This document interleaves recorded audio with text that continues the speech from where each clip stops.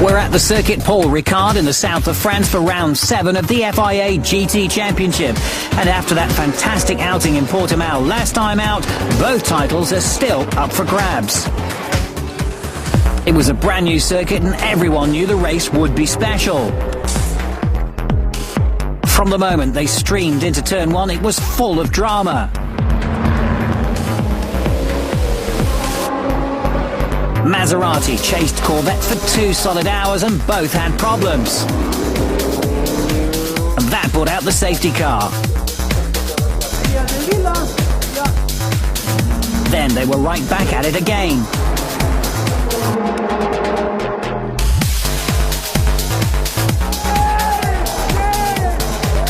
At the head of the most exciting race of the year, SRT took its first win of the year.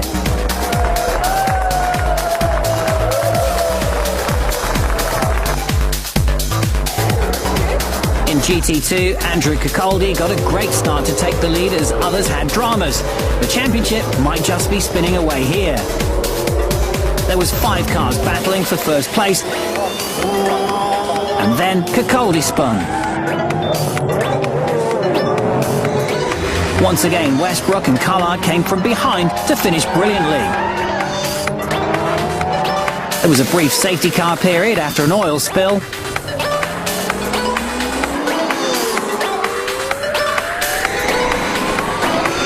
But it was a debut win for Nicky Kadai and Alvaro Barbara.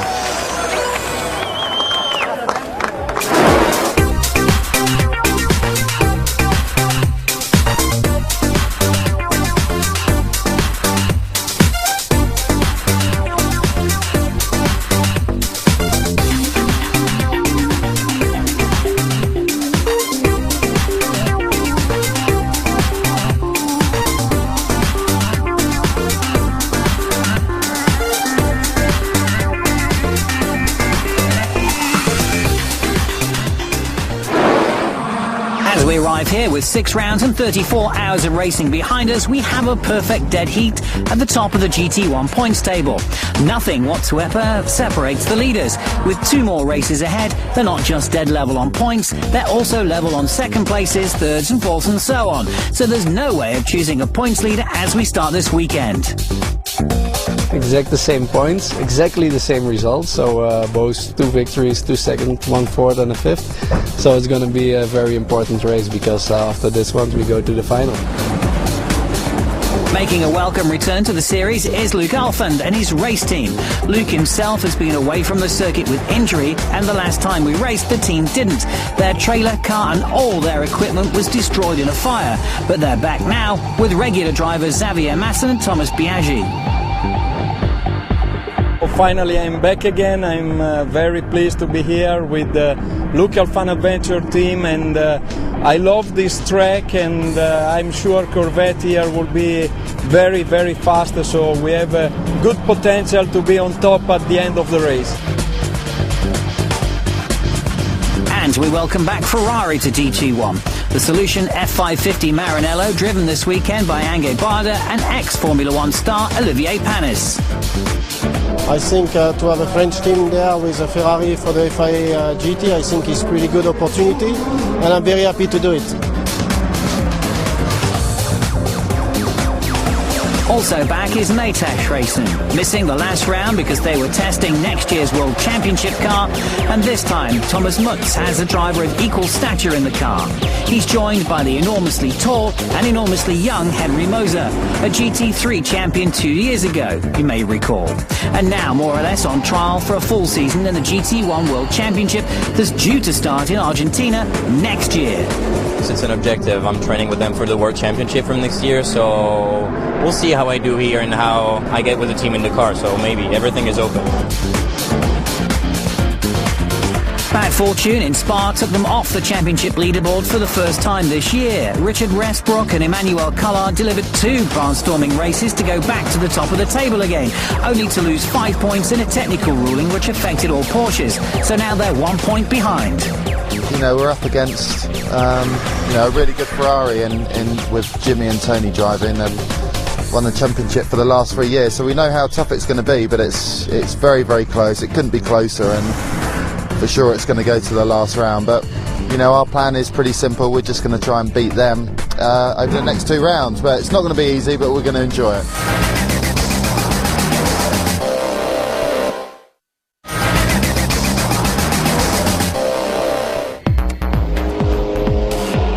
After 2 practice sessions, the high-speed layout at Paul Ricard was living up to its reputation as Corvette heaven. But qualifying almost turned that on its head, with Alex Pierre Guidi in the middle of a Maserati parade. He was third, just ahead of Andrea Bertolini and just behind the electrifying Alex Muller. But for the second weekend in a row, the GT1 pole went to Enrique Benoldi, although an indiscretion in practice means he won't start from the front row. We knew we were fast from yesterday. We were P1 with some gap, but today to be almost a second in front of anybody else was really surprising. Third fastest in GT2 and quickest of the Porsches was Martin Ragginger. Second spot, and only just, went to Tim Mullen in the CRS Ferrari. But the newly revised AF Corsa Ferrari, Jimmy Bruni blasted to pole position, putting in a single flying lap and then parking it straight away. Job done. We worked very hard with Ferrari and with the team, and I think I tried my best, like always. And I knew that we worked so late last night. We went back to the hotel at 1 o'clock. I won the car I want, and I think everything came together. Bright sunshine, 25 degrees in the air, 35 on track, and we have 2 hours of racing ahead of us here at Paul Ricard, one of the classic circuits, though heavily revised. This circuit will always have a place in racing folklore, and if you look at the map of its all but 6-kilometre layout, it is easy to think that it's all about the humongous Mistral Straight, but there's a lot more to it than that, and the top part of the circuit in particular, that's on the right of the map you saw, has some extremely complex corner combinations to catch out anyone who's too anxious to get on the gas soon. And that's bound to happen at the start, with championship rivals so close together at the front of the grid.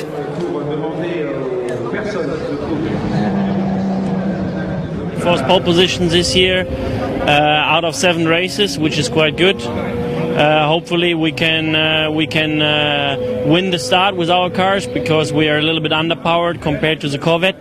They have a lot of more torque with the 8-cylinder engine, and the last corner is a happen, the first gear happen.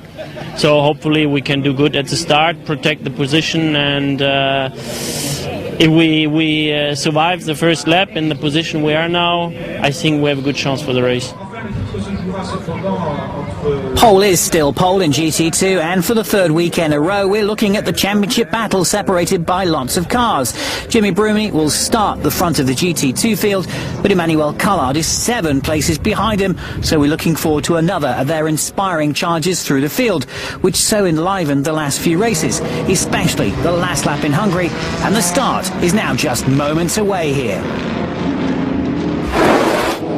Round 7 of the FIA GT Championship then is just about to start here at Paul Ricard, with the Maseratis crowding the front row. 5.8 kilometres long, 15 turns, and we're green. 3 wide coming down the front straight. Hazeman in the yellow Corvette trying to find a way through the middle, riding with Andrea Bertolini, and the Maseratis blocking him nicely, but Hazeman has found a gap, and Mike Hazeman from row 3 has suddenly jumped past the cars that were going to block. Benoldi moving up as well in the green and yellow Corvette. Alex Muller from pole position leads it. Mike Hazeman is next.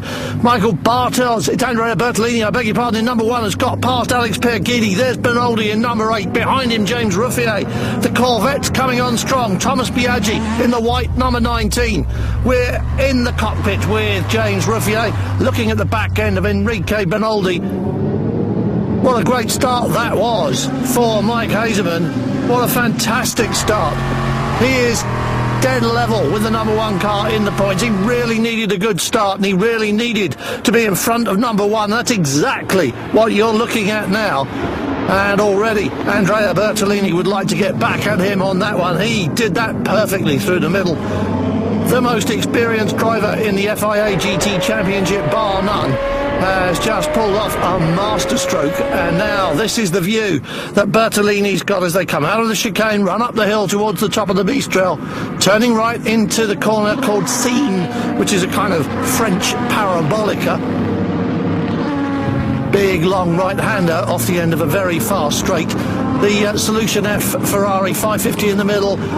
2010 Spec 4 GTs. Bruni on pole position for GT2 is still leading it, and he's still got Tim Mullen behind him in the CRS Ferrari. Third in GT2. Behind that is the white Porsche of Martin Ranger. No change in GT2, but is this a change in GT1? Bertolini alongside has to give up. This is such a tricky section of the circuit. Watch him fight the steering wheel. No real obvious overtaking opportunities along here. Now it's down to horsepower on the long front straight running down the hill. Past the pits. And Mike Hazeman up to his knees and ankles in Maseratis as Benoldi separates them and plonks the Sangari Corvette ahead of Pierre Guidi, behind Bertolini. Muller's already clearing off, and Mike Hazeman, you've got to say, is holding up this little queue through the twisty bits. But the Corvette has the horsepower to pull away from them on the straights.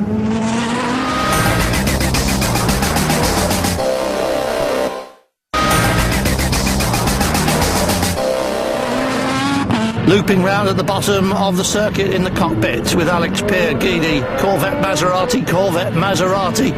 That is the order in this little group. The battle for second place as Muller clears off.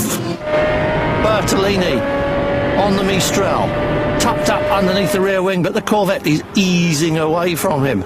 It's got plenty of ballast on board, 100 kilos heavier than it should be. This car has got 70 on, so they're both toting a fair amount of lead. The chicane wasn't here last time we raced. The lap times are a little bit slower. The average speeds will be a little bit slower.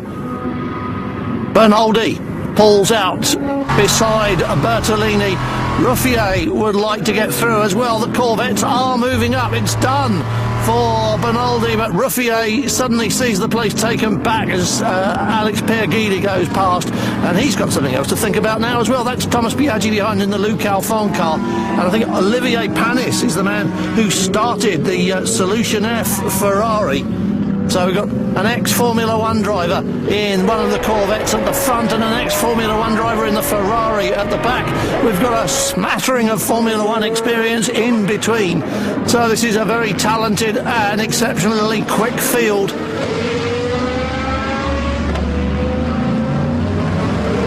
All Mike Hazeman and Anthony Kumpen need to do this weekend is beat the number one Maserati. They're doing that. The yellow Corvette has got a tail gunner coming down the straight, but I think tail end Charlie is about to do something about that.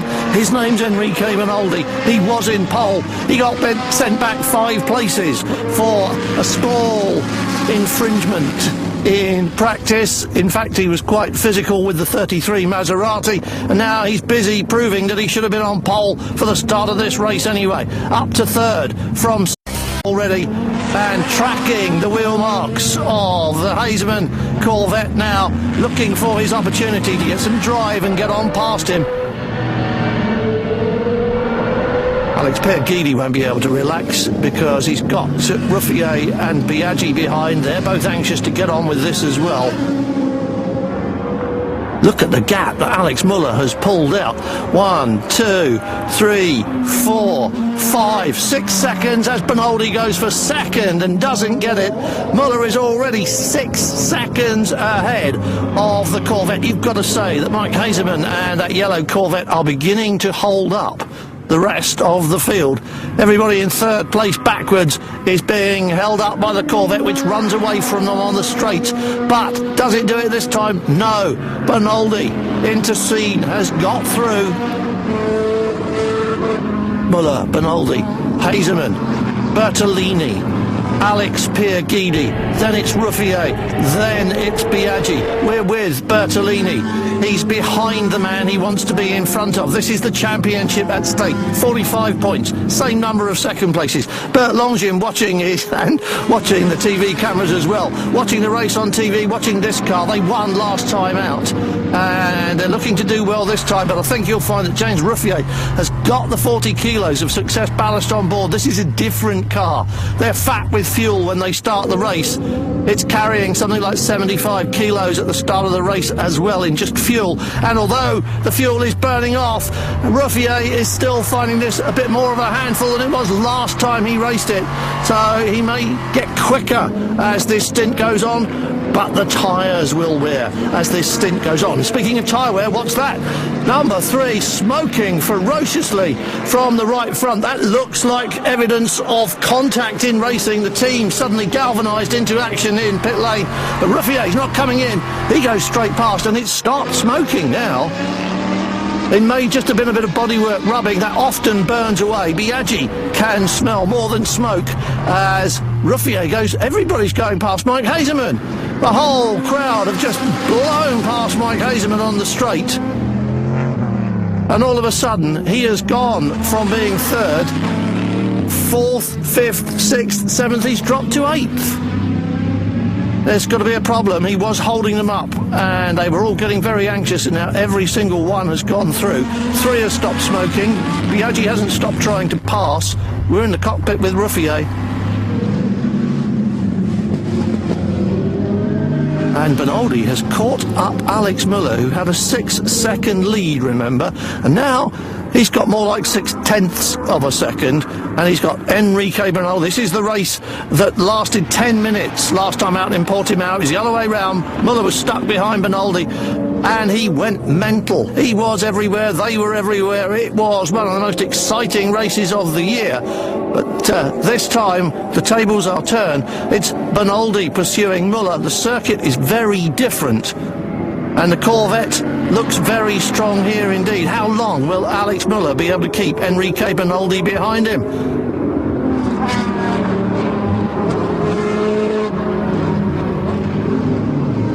Very tight and twisty here. Very tricky corners here where they combine to make life difficult.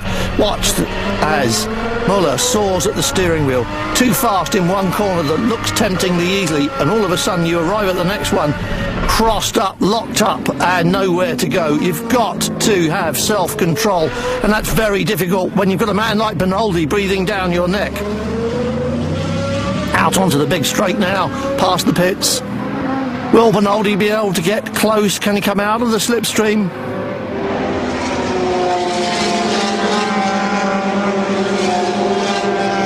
Müller moving from side to side. Hasn't blocked him, but look at the class of gap those two have got. Hazeman's still going in the background, but he's a long way away from this group. They have dropped him completely, and there is definitely a problem with that number 4 Corvette.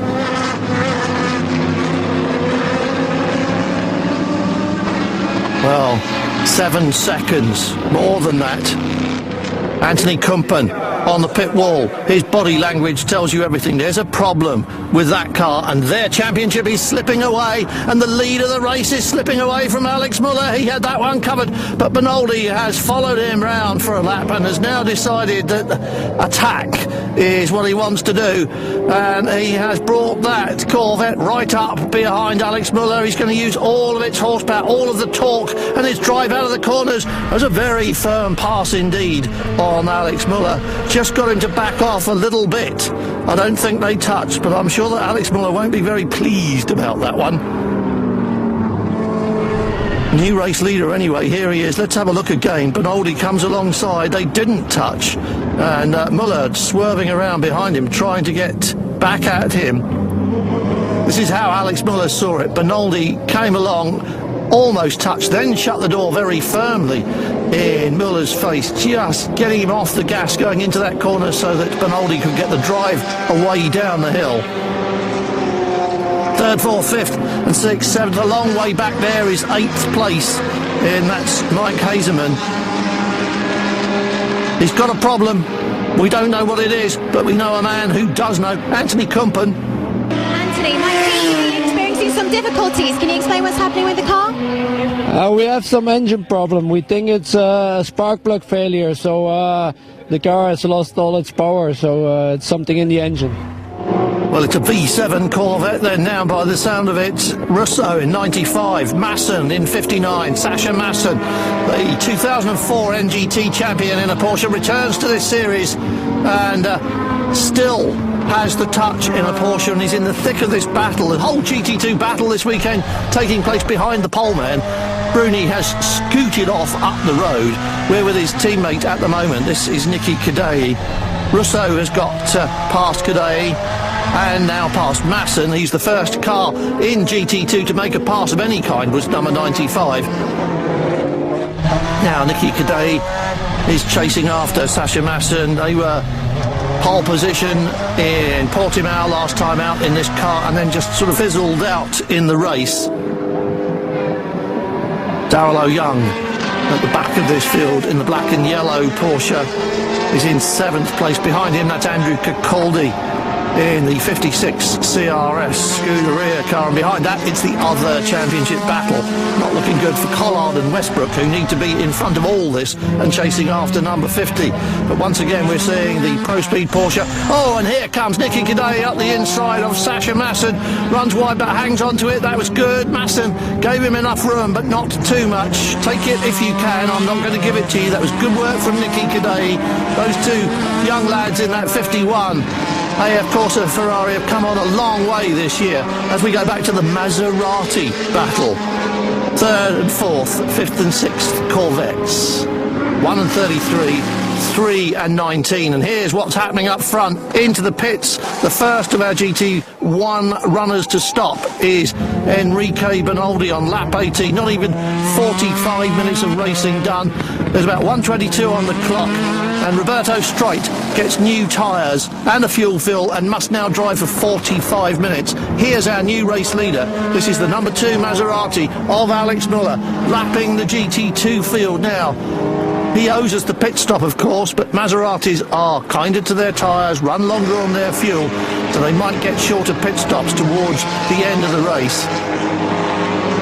Clouds of smoke there from the GT2 Porsche of Emmanuel Collard locking up. He's racing the GT2 Ferrari and they've got the Maseratis going past them. Here we are with Pierre Guidi. The red mirrors identify 33 from head on, and now it's his chance to get past the 60 car. What Collard doesn't want, of course, is to find that he's moved over for a GT1 car and let a GT2 car through as well. Gives it plenty of room. There's the Ferrari trying to do the same as the number 3 goes through. And this is very difficult stuff indeed.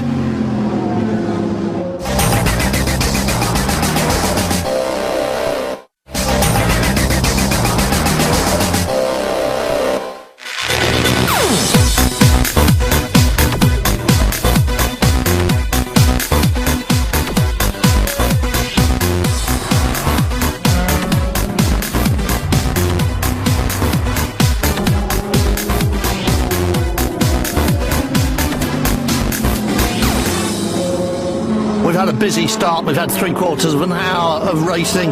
The number 8 Corvette, Benoldi, was in P1. He's the first to stop. Roberto Streit back out in that car in 6th place. So you're looking at the queue behind Alex Müller, number 2. He leads it.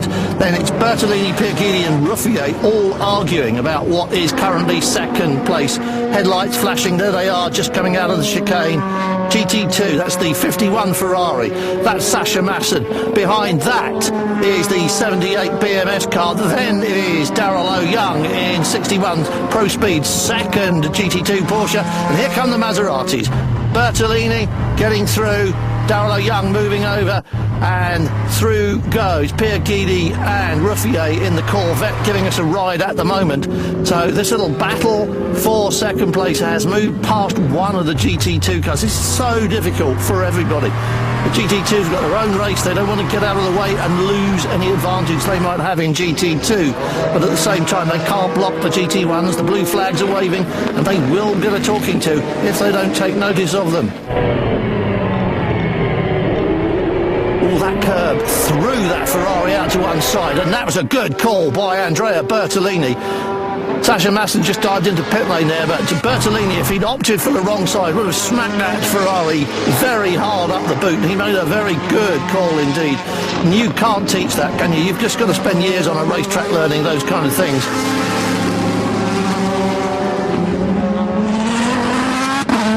Bertolini, Pigidi, Ruffier battling over second place. Muller leads it, and behind them now on track, but with what amounts to a substantive lead, is the number 8 Corvette, the Sangari Team Brazil car. It's already got its pit stop in its pocket. Enrique, earlier today you told me your 5-place penalty would not be a problem to you, and it certainly looks that way.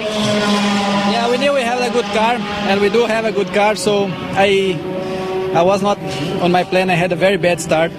I missed the gear, but then I could overtake like 4 cars, and then Muller had a big gap, so I had to push to get him. As soon as I got him, the Maserati has a good traction, so it's not that simple to pass them because they get a good exit from the corners. But I was a little bit like over a second faster, so it was a good fight, and I passed him, made some gap, and let's keep hope now that Roberto does a good job. When I'm back on the car, I'm first again. Into the pits now as well. Ruffier handing over to Bert Longin from what was 4th place at the time. Darrell Young in 61, passing the BMS Scuderia Ferraris, and that's got 60 Wes Collard right behind. 77 had a stop-go penalty for an engine change. 78 had a puncture, so they're both at the back of GT2 and out of position as the Pro Speed cars go through in team order and working like a team. Darrell Young opening up the traffic for the championship contender. Remember, this car is 1 point behind the 50 Ferrari in the championship. Alex Pierguidi, great first stint, hands over to Matteo Bobby. Darrell Young moving up on the 77 BMS Ferrari. Oh, and he locks it up. Malicelli straight lines the chicane. He'll get through quicker than either of these. He is already through, and they're not even out of the corner. He'll have to give up that place because you can't get an advantage from doing things like that, and he was going to lose the place.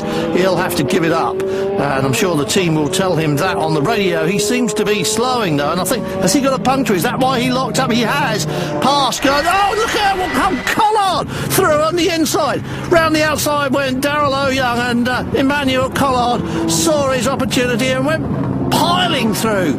And as the 77 car struggles back about 2 kilometres to go to pit lane, Collard has moved up on his teammate and gained a place. Well, that's the championship order that they need to establish in Pro Speed already. And hope this is punctures all round. This is an early scheduled stop though for Bruni.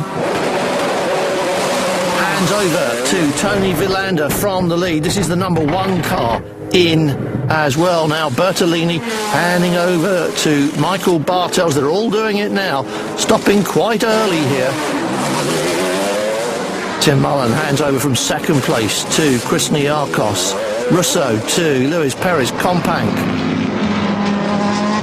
He was 2nd in GT2 coming into the pits, Luis Perez Companc, and now out goes Richard Westbrook, 3rd at pits in.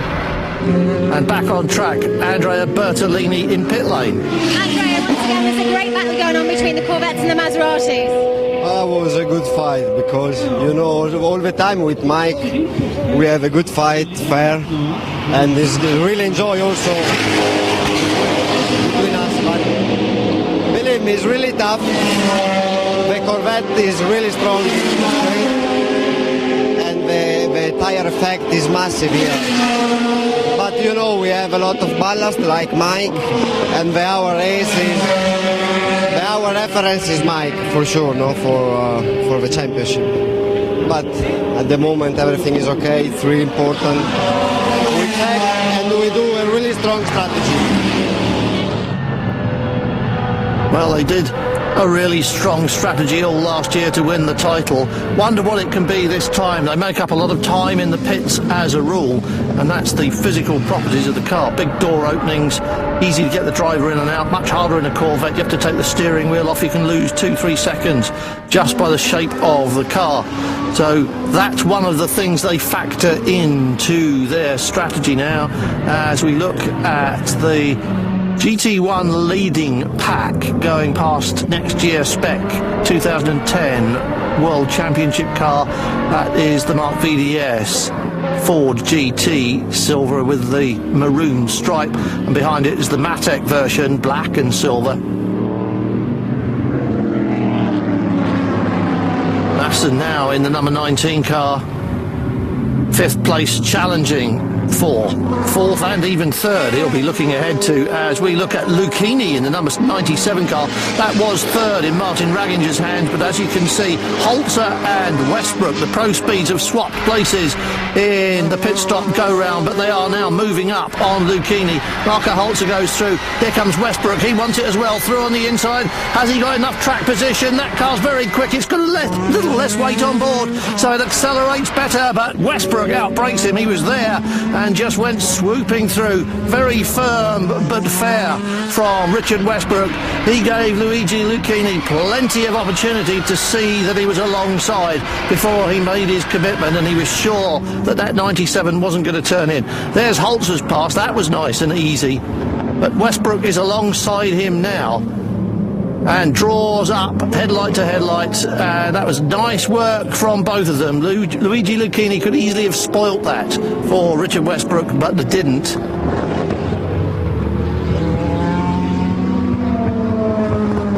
There is Compank and Alvaro Barber, the two Ferraris, 95 and 51. We're on board with Barber on his way to passing that 95 car and back up into 3rd place, which is just what AF Corsa would like to see. They want to swamp the front of the leaderboard and keep Pro Speed off it. It's all about points in these last 2 rounds. Back in the cockpit, we're with Bert Longin now, looking at the back end of Masson, who must have got past. And that means that number 33 also got past somewhere up ahead. Here is the pass in replay, and just got on the curb there with the back end of that number 3 Corvette. Had to get off it, lost a bit of drive, and that was easy for the Maserati to draw alongside. Longin recovering well, fought back, couldn't stop him, and as we saw, Masson gets through as well.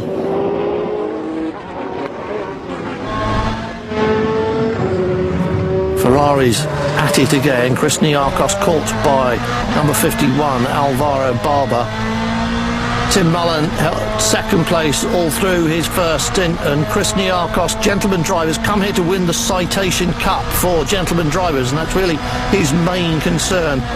He's virtually only got to finish this race in order to do that, so he might be less concerned about holding up the 51 car than he is about getting that to the finish. What's this happening to 56 Cicaldi, to Rob Bell, and now that left front isn't working.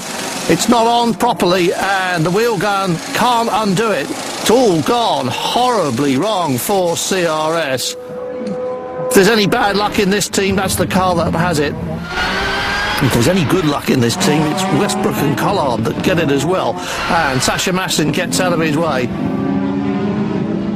Not entirely sure that Sasha Masson had a choice there either. Richard Westbrook being very firm going through there. Let's have a look again. Round the outside, dives to the inside. He's on the curb. Yes. Stern stuff from Westbrook, side to side, and that just ran wide, didn't it? Just got out of his hands a little bit, and Westbrook saw it and went straight through. There is Compank, Marco Holzer, Richard Westbrook now together. That's Chris Niarchos in front of them. We're in the cockpit with Westbrook as the number 2 Maserati closes. Oh, and up on the inside, he's touching Compank and just letting him know that he was there with a little bit of a nudge. There's probably rubber marks all up the side of both of those cars, and that's the 3rd very physical involvement we've seen with that Pro Speed car. And Manuel Collard, Richard Westbrook taking no prisoners here today. They, of course, had changed the spec of their championship leading number 50 car. They opted for wider tyres, a bigger restrictor and an extra load of lead. And it seems to have worked for them. Jimmy Bruni, pole in one flying lap, has now cleared off up the road. And for the third race on the bounce, Westbrook and Collard have got to start near the back in a car that is quite visibly slower than the 50 Ferrari, and try and work a miracle. They've done it twice before, a win and a second place, but at the moment it's looking like a very big ask indeed.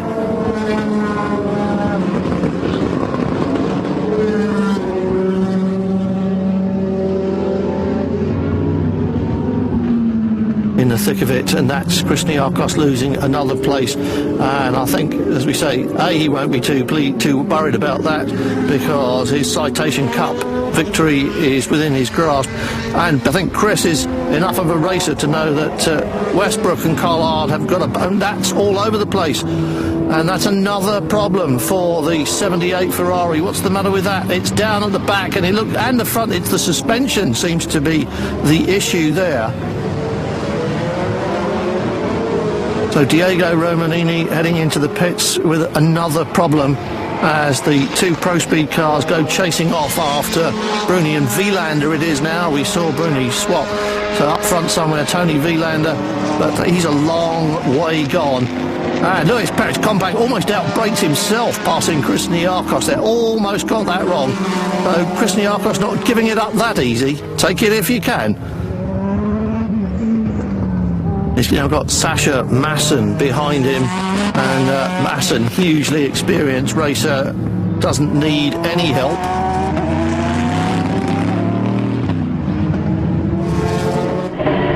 And into the pits for the second time comes the number 1 car. Michael Bartels hands this over to Andrea Bertolini. This will be a quick stop, even though they're not under pressure. Number 4, the Corvette, is in trouble. It's had a long second stop. It's lost a lot of time, and this is all running according to plan for this man here, Michael Bartels. Oh, even more so now for Michael Bartels. That is the number 4 Corvette of Mike Hazeman, and quite clearly that has got a bigger problem than ever. Well, that is a shame for PK Racing, for Hazeman and Kumpen, but it means that it's still got to go to the final round. They can't win it here because they're level on points, but they will go to the final round in the lead of the championship. And does Andrea Bertolini really care about being passed by that Corvette now? I doubt it very much, because whatever happens, he'll take a lead to Zolder.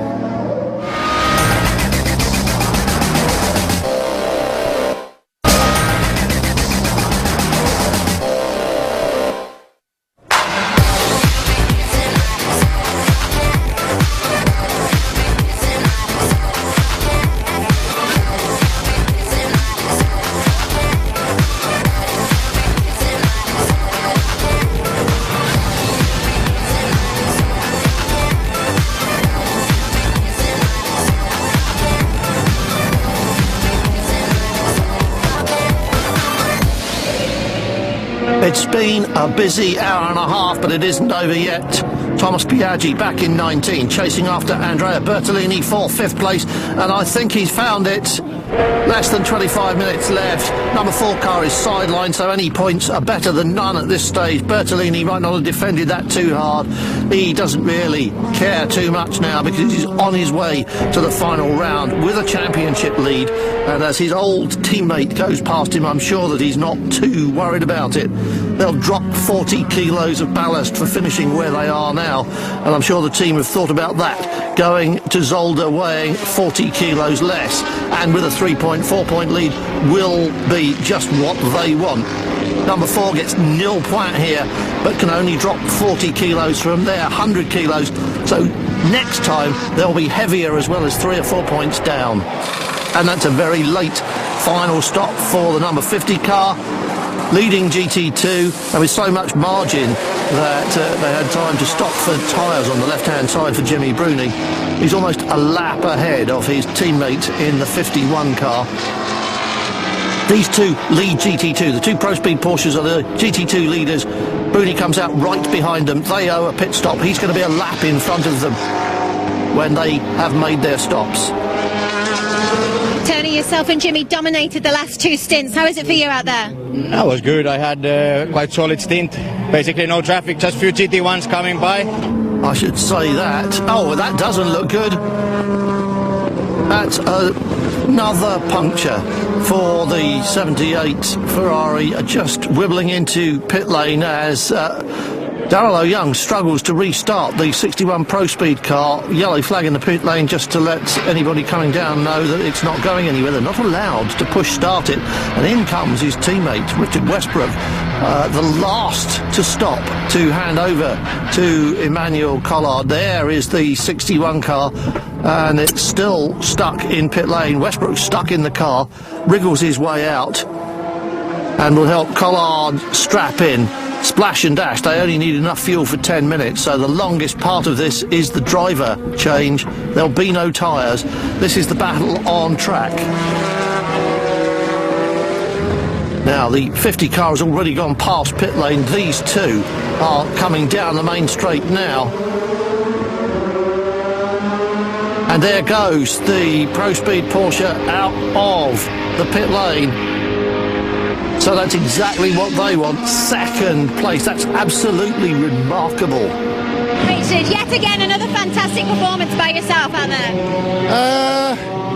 Well, I don't feel our car is quick enough. It was really, really tough out there. I was just trying really hard to keep up with Marco, because I knew Marco would be the quickest guy on the track. We've got 100 kilos more than him, so just had to push like hell and be really aggressive in the traffic and just make the move quickly before they started defending. And yeah, it paid off because we're back in contention now. 3 weekends on the trot they've done that. They'll never catch Bruni, and no one will catch this man either. Benoldi with 20 seconds in hand, and now backing off a little bit to keep the car together on his last lap. It's been a long time coming. 4th appearance in the championship. He's been dynamite at everyone. Roberto Streit, unfortunately, was literally dynamite in Spa when he hit the wall at the top of Radillon, but he's more than made up for it in the following rounds. And these two Brazilians are now shaping up to be quite a formidable pairing in this championship. And did absolutely everything that was asked of him today in his 45-minute stint, and he did the same last time out in Portimao as well. The whole team, DKR Engineering, has worked really hard on this one, and this, as I say, has been a long time coming, but it is well deserved. And Enrique Benoldi, you can see that car in relaxed body language mode, just easing round onto the straight for the checkered and the Brazilian flags. This is what they've been waiting for. Here it is, this checkered flag. Roberto Streit and the rest of the team congratulating themselves. Look at the margin he had. Here comes second place. That's Alex Muller. And behind that, second weekend in a row on the podium for the SRT team. Winners last time, third place this time. They'll be pleased about that. Have a look at the final result and look well, because although the Sangari team is celebrating hardest, a pit stop reshuffle gave Bartels and Bertolini back 5th place and 1 more point, but they'll still drop 40 kilos of ballast. There'll be no weight reductions for these boys, however, because they're on the way to another checkered flag. Winning with a full complement of ballast on board is highly impressive stuff, but they'll have to do it next time. Dragging up from the back of the grid to almost the top of the podium is also impressive. What a formidable combination this team and its drivers have become this year. And no one knows that better than AF Corse and the rest of the Ferrari teams. The championship battle was close before this race. It's not much difference now as the two rivals finish 1st and 2nd, though the really significant number is the margin. Almost 40 seconds between them at the flag. Congratulations, Tony. How was all that for you? No, it feels good. Good, let's say good to be back. We worked really hard after Portimao because my 3 years in AF Corse, let's say, it was our worst result, although we would have finished on the podium, but it's always if. So the safety car there was a big issue for us. So we had only one chance to come back strong. and this is a real result of real teamwork. I know the guys have been working the whole week without a sleep and seeing their families and stuff, so it's a great result for everyone. They started the race with a 1-point advantage and they finished it with 3. That means there's no room for error at the final round and the pressure will be on. Zolder is just up the road from ProSpeed's headquarters in Brussels. Even though a home win might not get them the title, that's what the Belgian Porsche crew will be pushing for over the next couple of weeks. But titles have been won. Chris Niarchos takes the Citation Cup and AF Corsa wins the team championship once again. An almost inevitable result that just took a little longer than usual for them to earn. And while they concentrate on the doubles, Sangari Team Brazil will also be looking for another win and end the season on a proper high note, although this one gets the monkey off their back. Congratulations, Roberto. What a great win for you. It was great. Today we did the perfect job. The team didn't do any mistakes. Us drivers, not a mistake. So it was perfect. Perfect weekend. This win means they're up to 7th in the championship, but there are now only 2 contenders for the crown. Bartels and Bertolini head the table by 4 points, and they have a reason to celebrate already, because the first half of their ambitions for the season has already been achieved, and Vitaphone Maserati ends the final season of the GT1 regulations with another team championship in their pocket. The driver's crown, well, that's not over yet, but a few points gained and a few kilos lost means that either they were very lucky or this was another very shrewd piece of strategy. And of course, once the Corvette was in trouble, they had the freedom to think a bit more laterally. But they haven't won it yet, and although David can still beat Goliath, there aren't many people betting on it now.